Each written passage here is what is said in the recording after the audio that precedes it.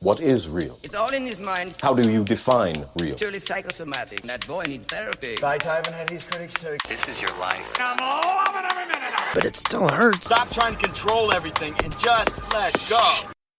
I don't like the idea that I'm not in control of my life. You know, we're living in a society. That boy needs therapy. We all do.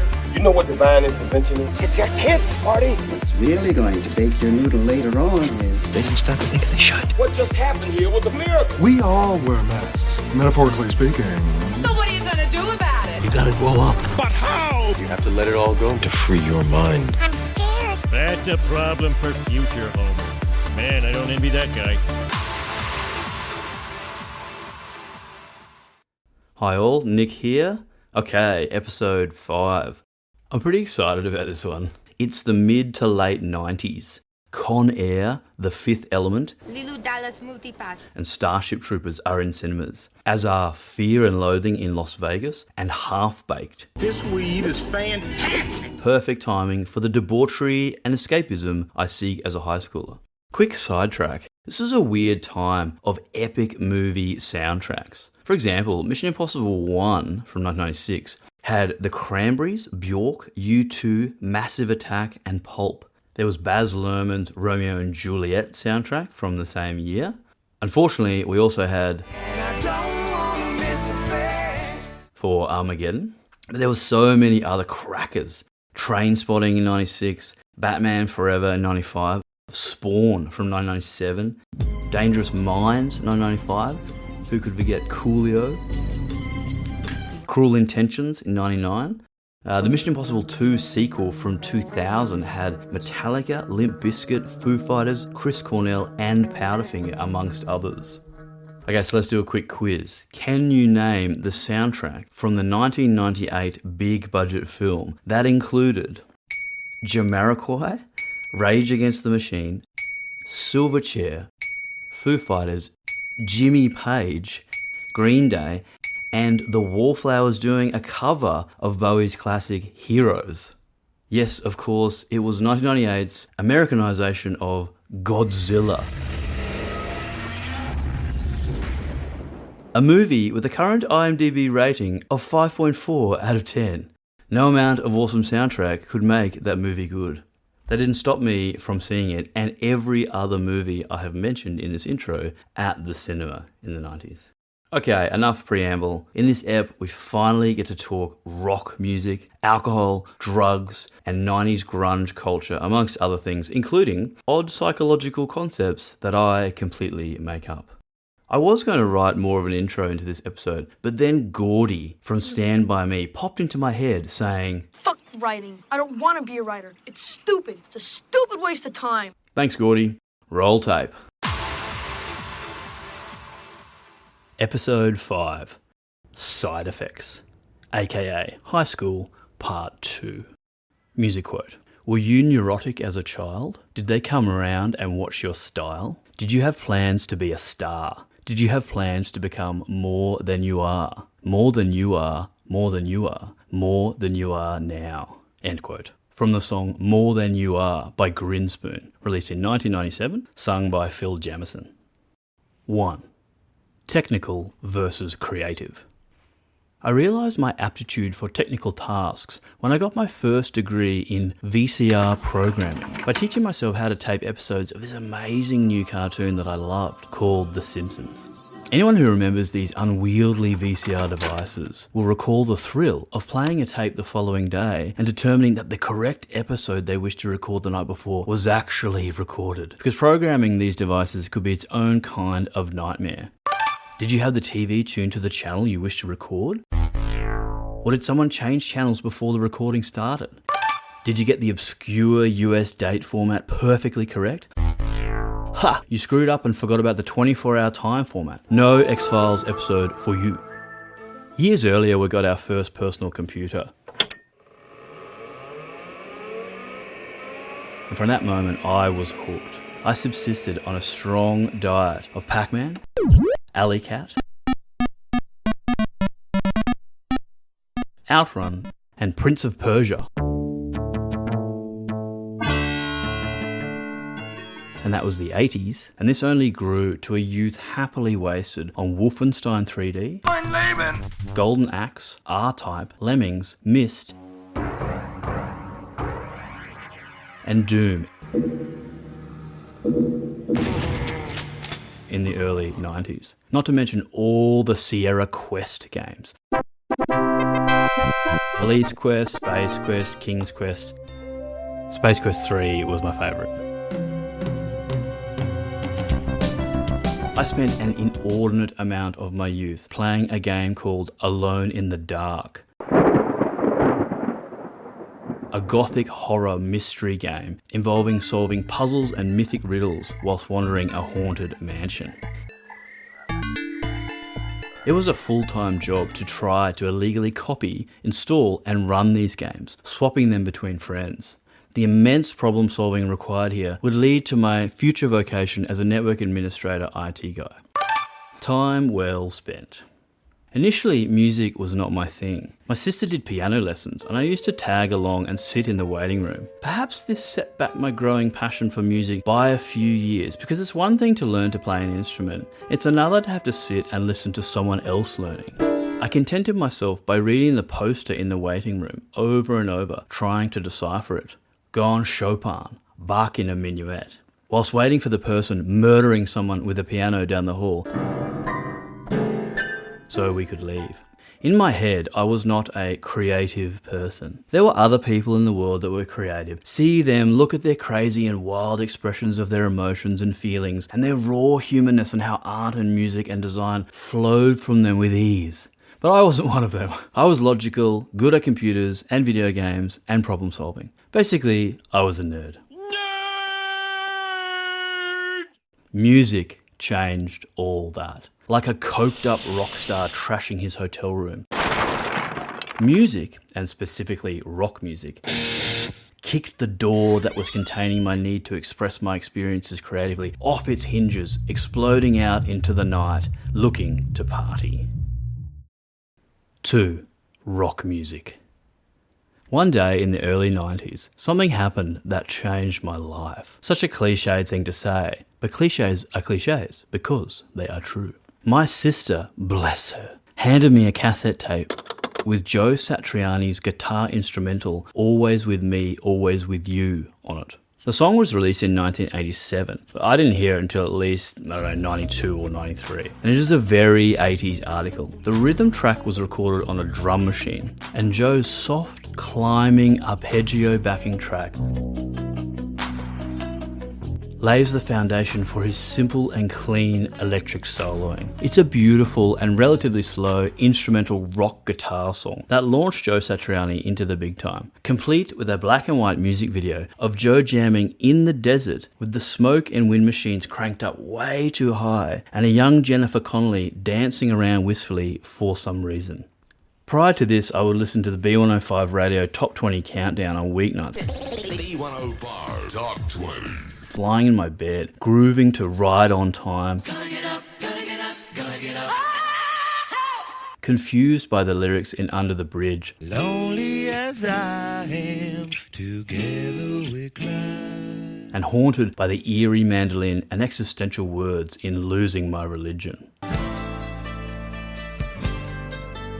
Then came Joe Satriani.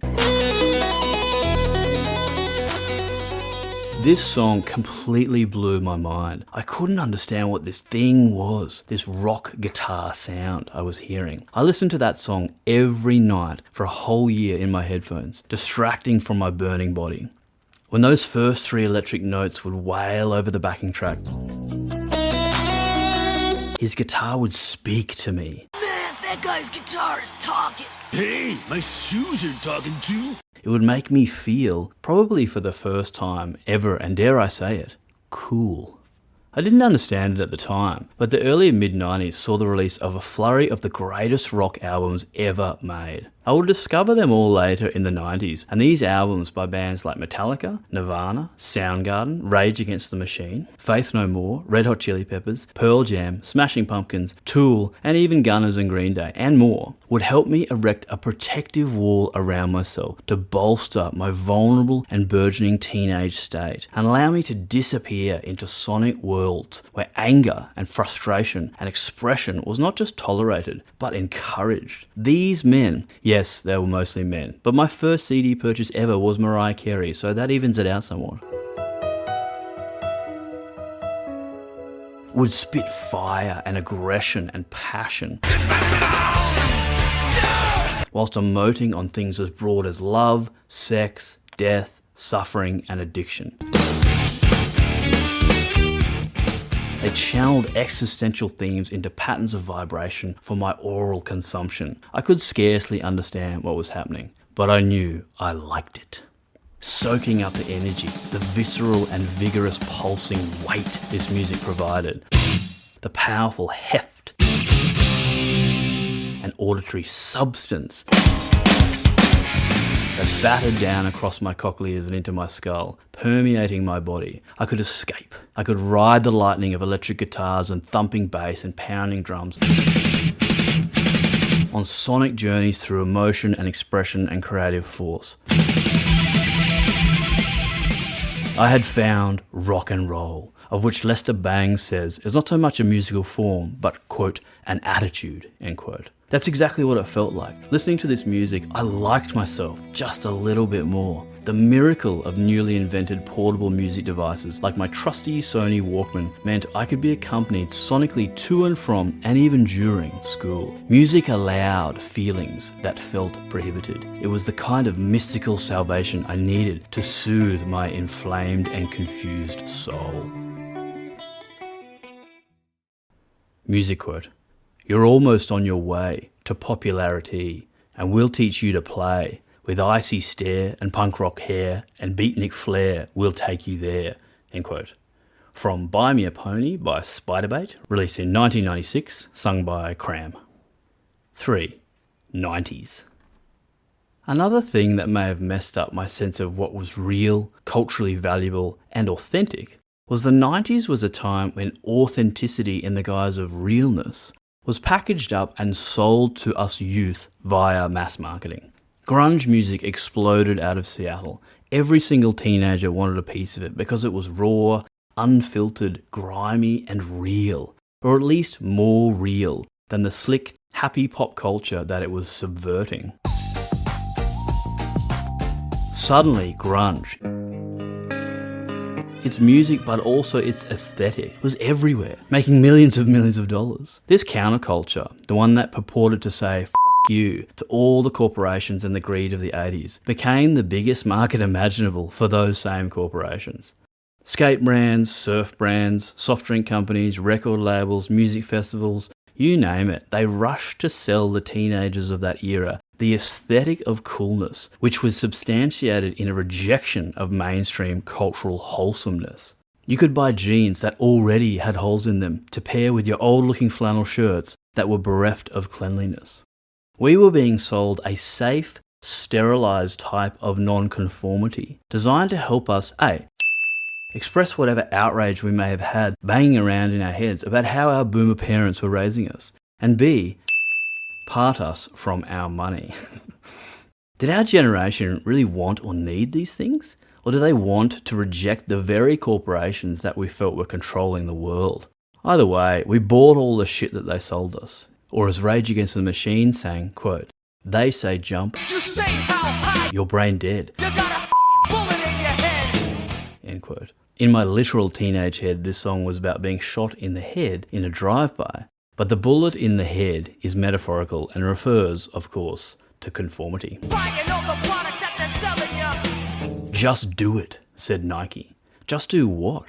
Exercise? Become a better person? Or just buy their sneakers? There's a scene from The Simpsons episode Homerpalooza that encapsulates the vibe of this era perfectly. Some sarcastic teenagers are attending one of the late 90s mega music festivals, brought to you by Pepsi and Reebok, or something similar in Simpsons land like Duff Beer.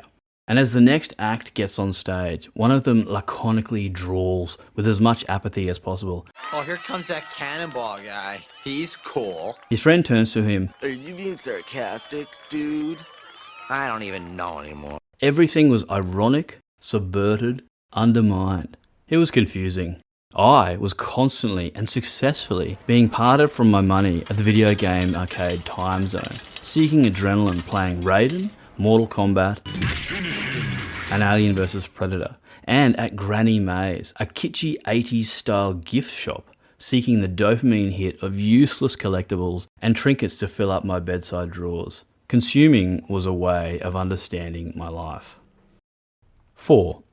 Ironbark. One of the best times of my schooling life was when our Year 10 class spent 6 weeks living at a farm called Ironbark. The opportunity to spend half a term living the farm life and less with our heads in books was a big part of the reason my parents sent my sister and I to St. Peter's. We cooked our own food, milked cows, did early morning runs, built fences, cleared lantana, and did orienteering and bush hikes. I got the fittest I'd ever been during those few weeks of early morning jogs, despite them being a living hell to begin with. Even when I missed a week of them after huge gaping sores got infected on my legs and a local doctor said I should enjoy some sleep-ins. One of the biggest events we undertook was the 4-day hike. All students chose a group of 4 or 5 friends to hike with, walking approximately 25 kilometres per day to pre-organised campsites and sleeping out in the wilderness, cooking our measly rations on an open fire. My family time as a camper came to the fore, lighting fires and using maps, and despite barely sleeping and often being exhausted in the heat and attacked by mozzies overnight, it was a peak adolescence experience. Reflecting on that time of teenage camaraderie is bittersweet. There was a certain coming of age, stand by me vibe to those long days walking in the beating sun, helping each other navigate barbed wire fences, grass sticking out of our mouths, arguing about which route to take, swearing and shouting and laughing, as we struggled with our big backpacks up over bare mountain ridge lines and down through gum-tree-filled gullies. Do you think I'm weird? Definitely. No, man, seriously. We were no longer boys, Am I weird? but we were far from becoming men. Yeah, but so what? Everybody's weird. As yet untainted by the afflictions and addictions of young adulthood that were waiting for us just down the road. 2 of the guys from my 5-person 4-day hike group, my comrades on this one-time outback adventure through the twisting, turning valleys of our burgeoning teenagerhood, would tragically suicide in their 20s. Music quote. When your day is long and the night is yours alone, when you're sure you've had enough of this life, well, hang on. Don't let yourself go, 'cause everybody cries, everybody hurts sometimes. End quote. Everybody Hurts by R.E.M. released in 1992, sung by Michael Stipe. 5. Cultural rifts. I continue to notice the mismatch and ever-growing gaps between what my culture was asking of me and what I was feeling inside. As the high school years rolled by, I seemed to add more and more things to my growing list of perceived cultural allergies. They weren't literal allergies, of course. It was a deep part of me that existed prior to thought and intellectual understanding. My intuition, perhaps, that kept itching to make me pay attention to things, even when I didn't understand them. The itch was, as always, excruciating, and I didn't have any meaningful way to satiate it. And like the parents of a newborn, no words to describe it. My allergic responses were pointing to a question. What exact way of living was my culture trying to pass on to me? What wisdom was to be handed down to this skinny, white-skinned, middle-class Westerner with all the luxury and privilege of a stable home and a world-class education so he could live a deep and worthwhile life? This is what I felt I was being told loudest and most repetitively of all. It's quite a long list, but we'll get there. Do as you're told, you'll get in trouble if you don't. i.e. defer to authority and don't think for yourself. Act this way, even as the people telling you to act this way don't act this way, i.e. hypocrisy. Ignore the aforementioned hypocrisy. You're too young to understand. When you're older, you'll get it. That most communication is strategic or tactical, as opposed to open, honest, or vulnerable. that most communication, parenting, schooling, marketing, governmental, religious, is to get you to be a certain way, i.e. authoritative and controlling. The way you actually are is in many ways deficient, which is partly true but generally false. Learn things via the education system exclusively so you can get a job when you're older, i.e. value yourself exclusively by your place in the future labour market. Getting a job and having money is the thing that you need to orientate yourself towards first and foremost. It solves all the other problems you might have. Don't let your feelings spill out all over the place. People don't really want to see that. It's best if you keep your feelings to yourself. Most people don't know how to express them constructively anyway, and you won't be shown how to do this either. Many of your feelings are wrong or an overreaction. Try to gain control by limiting them. Hide yourself in order to play act the way a human should behave, especially during weird rituals. The main goal of life is to be happy. If you're not happy, then try to become happy. Happiness comes from the security that a job and money can provide, but also all the things your culture is trying to sell to you that you can buy with that money. Your culture will sneakily try to sell you shit that is very, very bad for you and even addictive. But by design, it won't be easy to tell what's good for you and what isn't. So you'll get caught in a loop, hijacking your limbic system and have to work hard to not become addicted.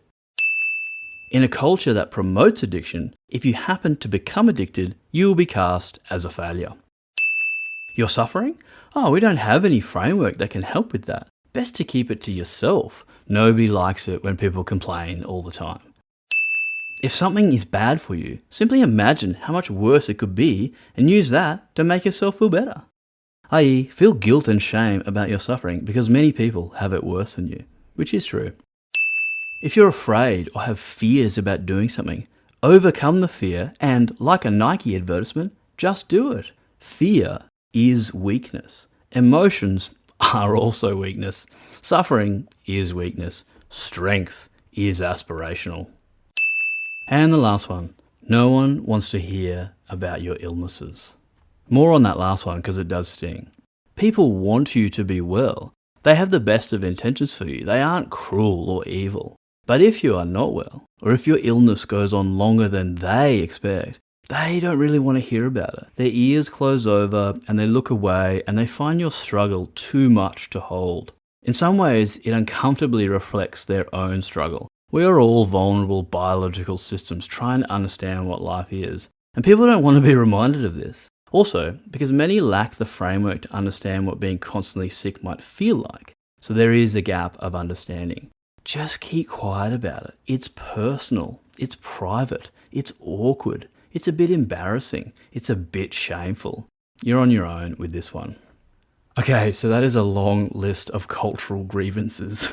I hope some of that landed with you if you can remember back to what it was like to be a kid. And if not, well, we had different journeys through adolescence, which is totally fine.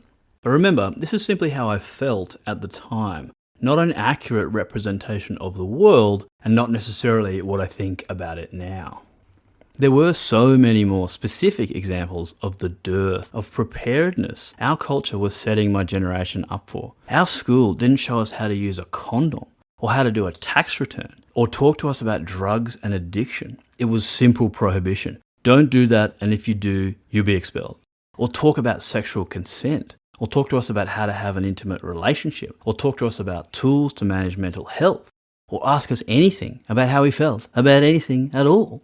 No adult ever spoke to me about altered states of consciousness.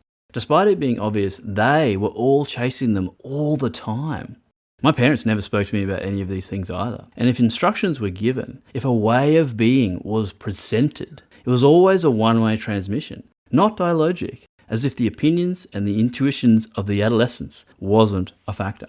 As Taylor Swift puts it in her 2020 song Cardigan, quote, "When you are young, they assume you know nothing," end quote. So much of this was normal, teenage, confusion and disaffection, and not specific to me. I get it. But it was confusing, because I don't like the idea that I'm not in control of my life. Music quote, "I got my head done when I was young, It's not my problem. It's not my problem. From the song Song 2 by Blur, released in 1997, sung by Damon Albarn. 6.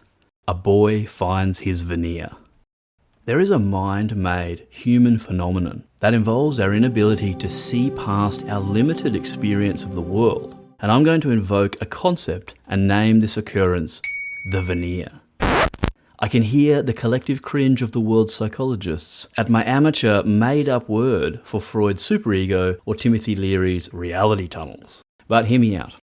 What is the veneer? The veneer is the way that you see the world. It's a force field of perception, a framework of experiencing reality that has been built in our mind as we grow. It allows us to exist in a complex world and not be floored by awe and wonder at every turn, overwhelmed by the fact that we are having any experience at all. So the veneer orientates us towards action, to enable us to get things done and get on with the task of surviving. It builds up over time as we grow, and we adapt to our specific nurture and cultural environment. However, it does have the outcome of covering over the majesty of life and making everything feel ordinary, normal, acceptable, understandable, and unsurprising, even dull. Aldous Huxley called it, quote, the doors of perception, end quote, and framed these doors as a metaphor for our own minds as, quote, restricting valves, end quote, limiting what we experience so we have the possibility of understanding it.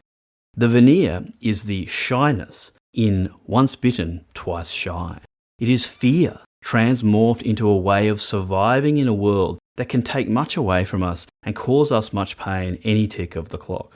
In absolute layman's terms, it is something that our mind does as we grow to partly close us off to the world.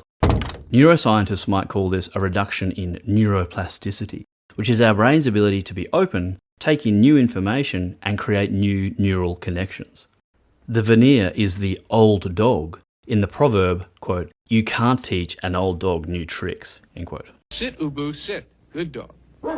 When you watch a toddler, it becomes clear that they have no veneer or sense of self. They move from moment to moment as if they are on acid, amazed and confused and overwhelmed from one minute to the next about what they are experiencing outside and inside, with little continuity of self. Their senses are jammed open, sucking in raw data from the world to vacuum up the patterns and structures their brains need to lay down to make sense of what is happening to them and what their life and reality is. One minute they're screaming at you and spitting food on you, and the next they need you to comfort them for their outburst. This is why routine is important to developing minds. They are at the whim of their emotional reactions to the world, the untrammeled force of their feelings, hence need an already mature mind, i.e. parents or guardians, to create the structure for them. The structure they need to safely develop exists in the minds of the people around them. As parents, we are their brains outside their brains. In his book, How Minds Change, Dave McRaney notes that we, quote, start our lives awash in unpredictable chaos, end quote, with everything being, quote, noise at first, end quote, to our brains. As we grow, our, quote, brains notice the patterns in the static, then they move up a level, noticing patterns in how those patterns interact, until the regularity of our perceptions becomes the expectations we use to turn that chaos into predictable order, end quote. So the veneer is the predictable order our brain creates, a heuristic used to label and comprehend the world, break it up into parts so we can understand it and make predictions so we know how to act. Our minds create a model of the world based on our experiences, and the model ends up becoming what guides us, not the actual world, which is far too complex. It's a slightly different way of thinking about Glennon Doyle's Taming. Our own minds, guided by the firm hand of our cultural norms and its patterns, create sort of a cage that they lock themselves into to get through and reach for the future. This veiled, preconceived life exists in the mind before it is found in the world, as if the rigid mind is co-creating its own experience. Because the thing that is finding the world, bringing it into being, is the very mind that holds the preconceptions. William Blake explains it like so, Quote, if the doors of perception were cleansed, everything would appear to man as it is, infinite. For man has closed himself up till he sees all the things through narrow chinks of his caverns. End quote. So meaning, purpose, wonder, awe, flow, psycho-spiritual understanding, healing, awakening, even religious tendencies, transformation, the extraordinary elements of human experience. These things exist behind the veneer, and one has to peel it back and peek inside in order to experience them.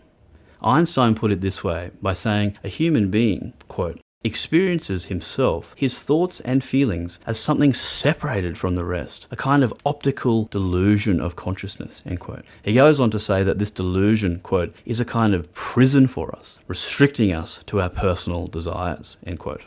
Okay, so waking up to and freeing ourselves in however limited way from our own veneer appears to be one of the greatest experiences a human can have. And as a species, we have been having these waking up experiences for eons. All religions and all philosophies speak to these occurrences. It's Christianity's I once was blind but now can see. It's Buddhism's nirvana. It's Hinduism's moksha. It's Taoism's the way. It's the enlightenment of samadhi, a state free from impeding emotions. It's literally heaven on earth, to be freed from the restrictions of our own minds. Einstein again, quote, our task must be to free ourselves from this prison by widening our circle of compassion to embrace all living creatures and the whole nature in its beauty. Nobody is able to achieve this completely, but the striving for such achievement is in itself a part of the liberation and a foundation for inner security. End quote. So my own awakening to my veneer wouldn't happen until a few years after I met my firstborn son, who I started this podcast season with, when everything in my life changed radically and I went through a series of catastrophic and enlightening events, which is in episode 8.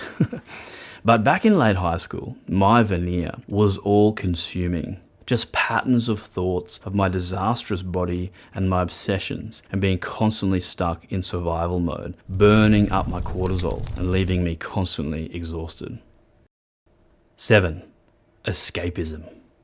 Eventually, finally, I discovered something that would allow me to release the pressure valve and vent the frustrations I had about my cultural allergies, express myself more, and break free of some of these mental shackles that I had developed as a horribly oppressed person who was loved and had everything materialistically that he needed.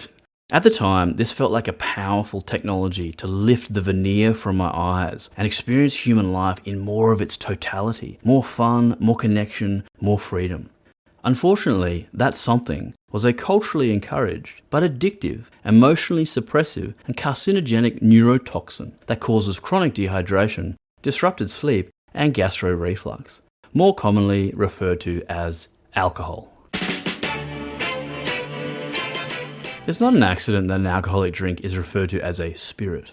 It changes you psychologically, pleasurably suppressing your thinking egoic brain and creating in you an ethereal, floating sensation, as if you become inhabited by some form of ulterior life force. Much like the pesky, I'm not going to sleep, demons that occupy our children before bedtime. Alcohol imbibes adults and rapscallion teenagers alike. The chance to cast off the usual sense of the world and revel in an altered state of consciousness, granting them short-lived freedoms from their normal, steady, oft serious, and comparatively heavy mental states. Humans and alcohol have been long-time bedfellows. The first time I got boozed was in the vacant block overlooking the Brisbane River next to my friend Will's place in the picturesque suburb of Chelmer.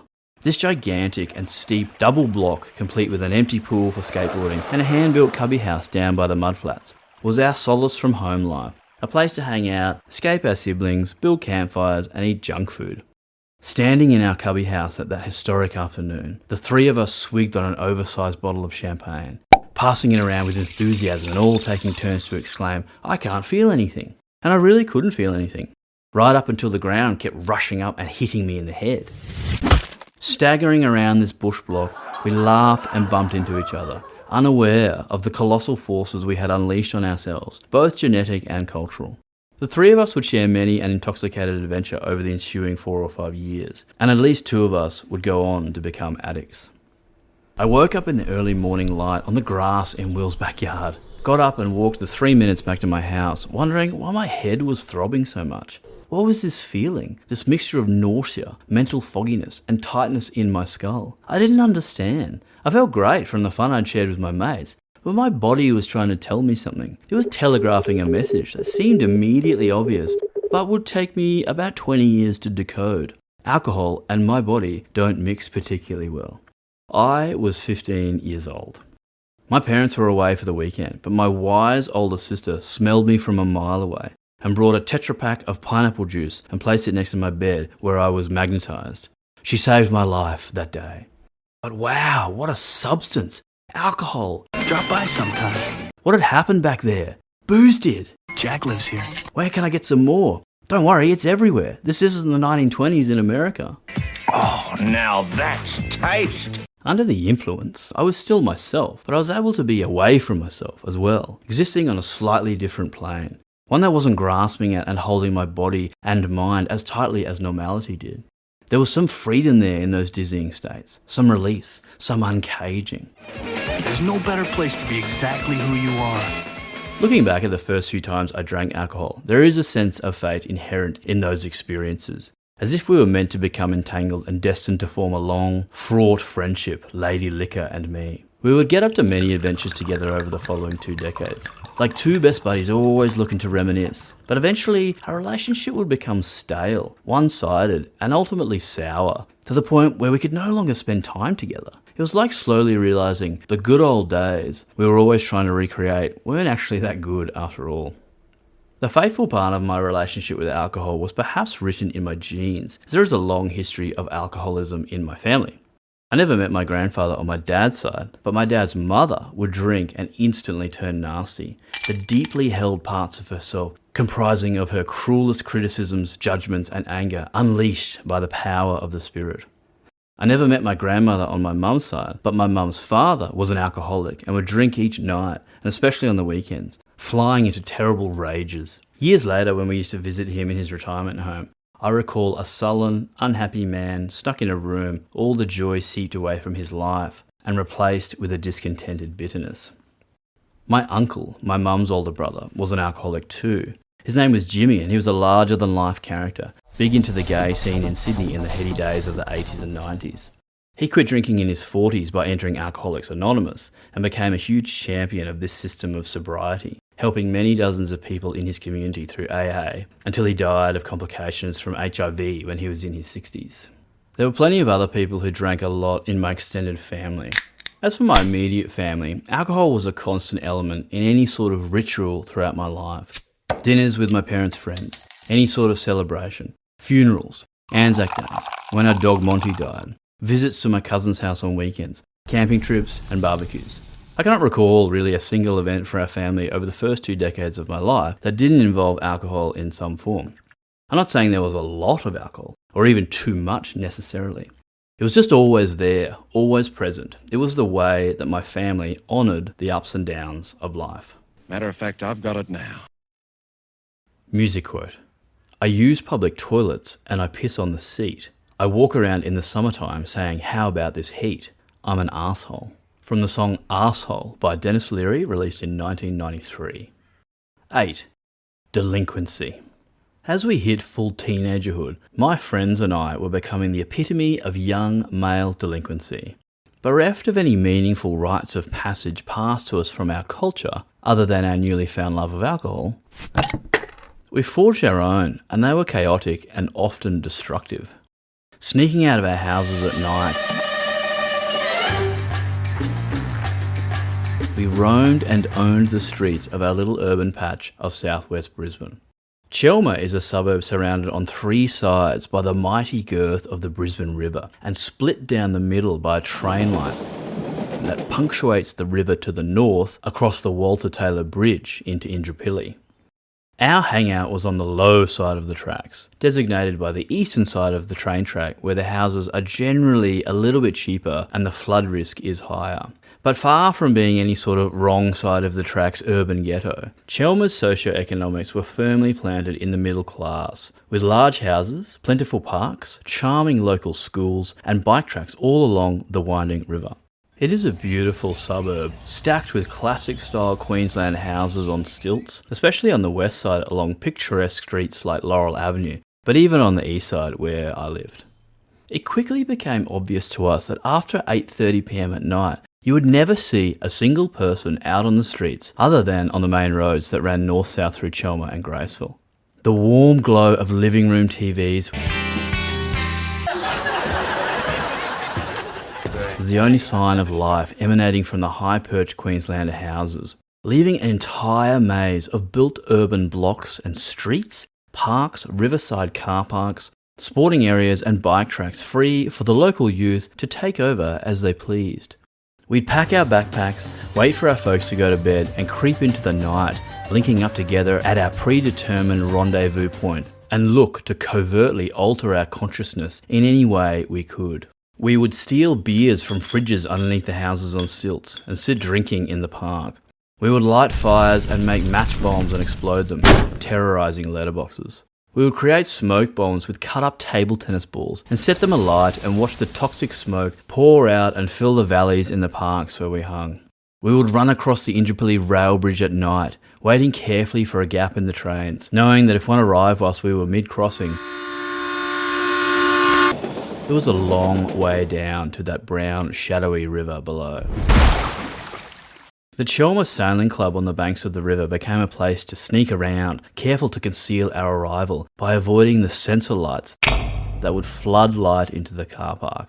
There was never anyone around anyway, and we would play music through some computer speakers and my Sony Discman, spinning these shiny new music storage devices called CDs, staring out across the wide brown river high on joints or bongs.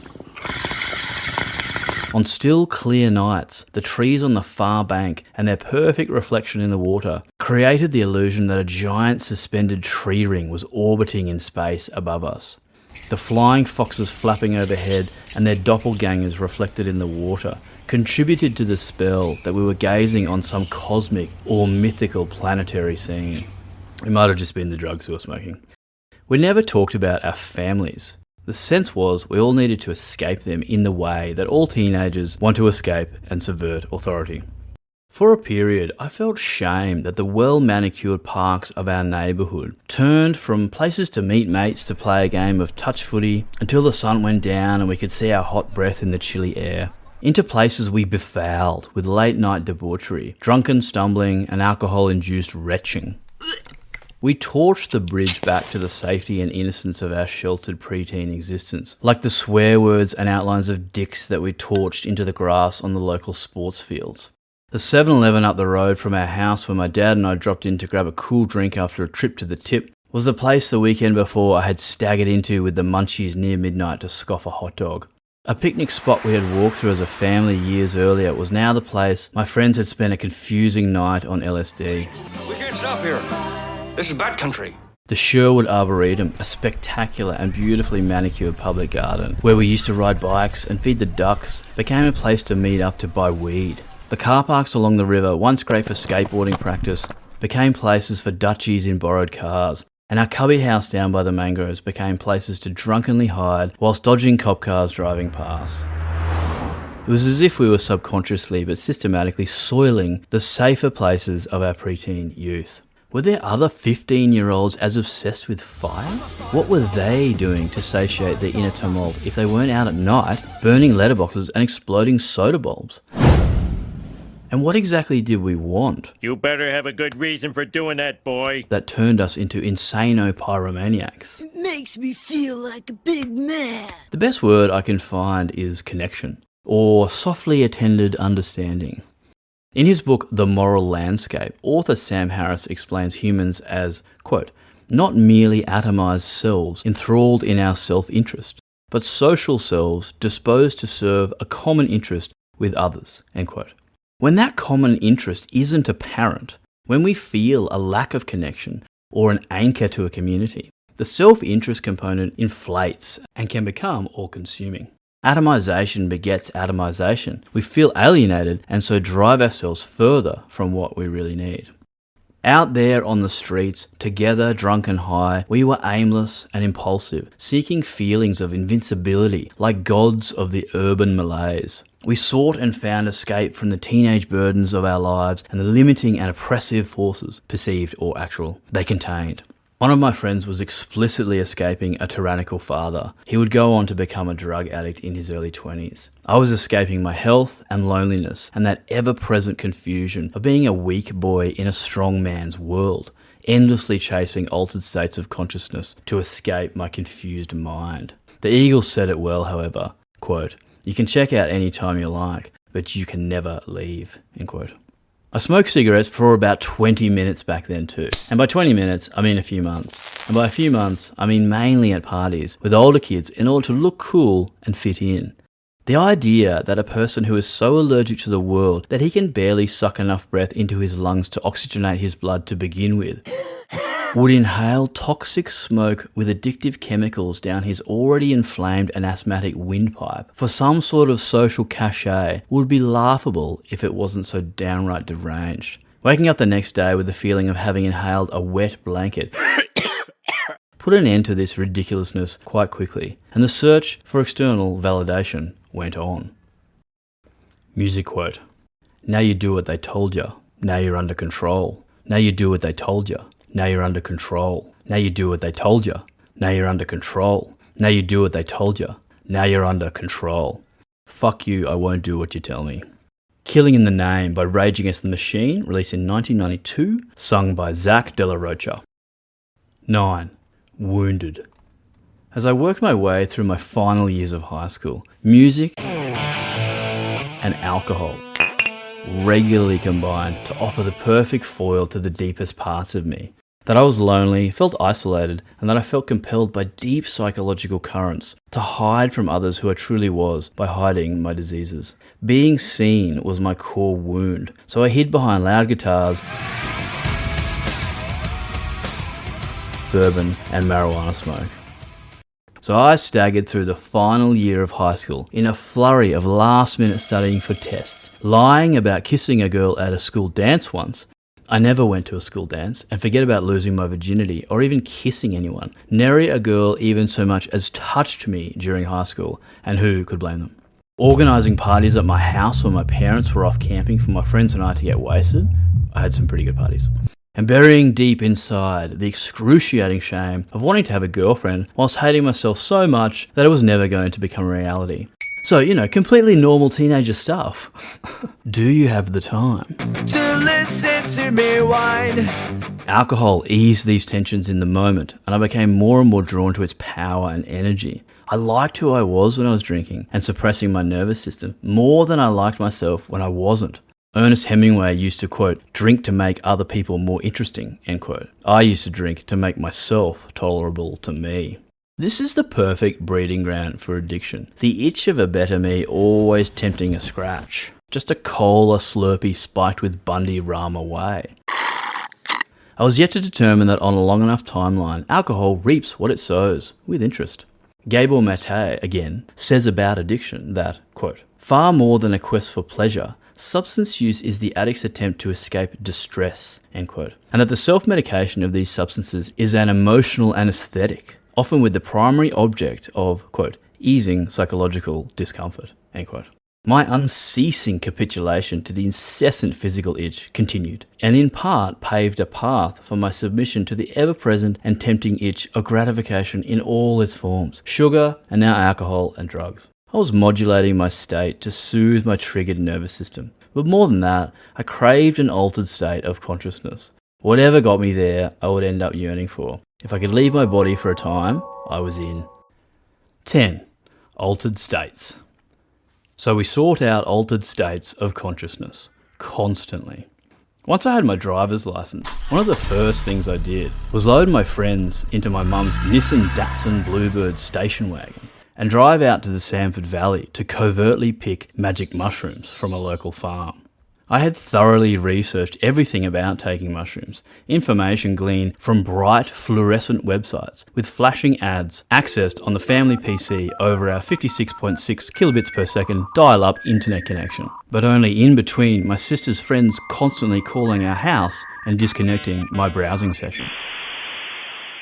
So my two friends and I had a big dose of mushrooms, and the night was the most magical experience I'd had up until that moment. A mystical world hitherto unseen opened up to us, a peek at the cosmic source code as the harsh and strictly physical realm of our normal waking perceptions melted away to reveal a domain of swirling colour, impermanence and glorious connectivity. The problem was that to our teenage minds, taking mushrooms was simply on a spectrum of the altered states of consciousness that we were seeking. We just wanted to get wasted, and we didn't understand anything about the power of psychedelics to heal or make people whole. When the night was over, we confusedly looked at the gigantic bag of leftover mushrooms, knowing that we were completely fine with tossing them in the bin, because we had no desire to do that again for a long time. It was in many ways too intense to understand, so it was back to our usual dependable elixirs, alcohol and weed, the go-to escape apparatus from our bodies and minds. It never occurred to me that it was possible to use altered states of consciousness to heal myself and become a better person. I thought they were for running away from myself. This is one of the many paradoxes of substances and consciousness. It is possible to get away from yourself, to heal, but you just have to know how to do it. 11. End of high school. In our Western civilization, when we reach an important milestone or complete some sort of long-term goal, it is customary to honour the hard work and sacrifices made with a celebration where everyone gets really shit-faced. I had dragged my fatigued and inflamed carcass through the trials and tribulations of high school and was ready to emerge, if not lonely, exhausted and fairly disillusioned, with at least some positive outcomes from this process. I had many good mates and had done reasonably well in my schoolwork for what it was worth, especially considering the ever-present burden of my health. Our year level hosted a gigantic party after our formal at the sprawling estate of one of our fellow students. I didn't have a huge amount of fun that night. I got a bit drunk and a bit high, but mainly sat off to the side, bending reality through the prism of my pain, the ever-narrowing spotlight of my attention firmly focused on my hurt and never being noticed and not having anyone from the opposite sex interested in me. The skinny, smart-ass little stone boy who was 17 but looked like he was 12, watching on as other couples hooked up and paired off, lunging at each other with all the grace of inebriated teenagers in heat. The Beastie Boys' Intergalactic played through the night, as did the Offspring's awful Pretty Fly for a White Guy, and Fatboy Slim's dance anthem, Right Here, Right Now. What sort of raging darkness or bottomless loneliness did my fellow school friends carry with them into the great unknown of post-school life after that evening? I don't know. For me, it was the sense that being undesirable meant I was deeply flawed. The last time I saw two of the people that I went to school with, one was bending over a bin and retching, his bright red face contorting as his body twisted and emptied his stomach like a squeegee mop. The fact that I never saw him again means that whenever I picture him, it's with this beetroot-faced grimace, forever destined to binge and purge in the ether of my memory banks. The other was a girl who drank so much alcohol that she passed out quite early in the evening, not an isolated incident. As the sun rose and the all-nighters, myself included, sat around mumbling and eating cold pizza, she awoke, still heavily intoxicated, but elated that she was now conscious and still ready to party. Just as if we were still playing Donkey Kong, and the goal of the night was to simply survive until the end. Like a stop-motion animated skeleton from a Tim Burton movie. I am the Pumpkin King! Her wobbly frame arose, and, barely conscious, she started shrieking about herself in the third person. Grado's got form! Grado's got form! We all watched as she raised her arms up in triumph at her perceived staying power and began staggering around the tennis court, oblivious to the broken beer bottles scattered all over that were slicing up her bare feet. Nearby, a person spoke. Someone should stop her. Others nodded. The paralysis of their own apathy and exhaustion at surviving this night and the entirety of high school, keeping them firmly planted where they sat, watching on as this deranged spectacle unfolded. I'd say that Grado had about as much form as any of the rest of us, as we signed off on our formative school years with a barf and a whimper. Or, as Fatboy Slim put it, you've come a long way, baby. Thanks for listening. With my secondary education locked away, next episode I head out into the jungle of the big world, and it doesn't go well. You could appropriately say it brings me to my